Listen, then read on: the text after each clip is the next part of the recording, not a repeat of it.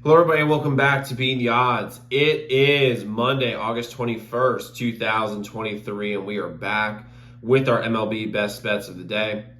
If you're new to the channel, my name is Zach, and welcome to Beating the Odds. Hit that subscribe button, like this video, hit notification bell so you never miss a pick. We post MLB videos every single day along the NFL and college football, and that's on. So far, by the way, in the NFL, we're 17-5 in the preseason, 7-2 in best bets.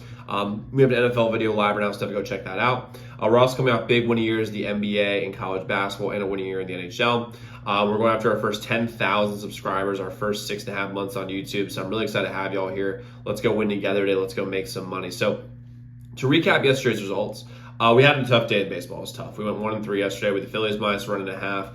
Hey, if you take out the top of the first, they won, but tough loss there. No runs first inning, Detroit and Cleveland. I think it was on the second at bat. We lost that. Under 9, got that. That was a win. Love to see it. And then the Rangers just absolutely shit the bed. They sucked versus the Brewers. I'm not really sure what happened there. Tough loss overall. But overall, for the year, up 10.47 units. And we have 2 picks today in the MLB. We're going to keep it simple here today. I'm going to start with our first bet today, which is going to be the Cubs team total over 4.5 versus the Tigers. First off, Fado isn't great for the Tigers like he is. He's like has almost a 5 ERA. Cubs have a stack line of 1 through 9. I mean, if you look down, it's Tauchman and Bellinger, Nico Horner, Danby Swanson. I mean, you just go down the list, and they've got guys who get on base, they hit for contact, and they hit for power. And with this, another big thing that we think about here with the Cubs have 9 full innings for this game.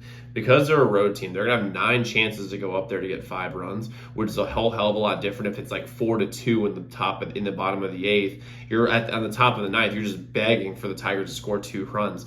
So the fact is, I really like the fact they get a full 9 innings here. The Tigers' bullpen's middle of the pack. They're not bad, they're not good either. And the Tigers are coming off playing a really bad offensive team in Cleveland. It'll be a slight shock to the system for the pitching staff, I believe, with the Cubs here. So I'm going to take it here over 4.5, minus 110. Next, we have the Braves minus 1.5 versus the Mets. Gets to minus 110. Peterson is not good for the Mets whatsoever, almost a 5 ERA. The Braves are coming off a loss, which is never good for whoever they play next for them.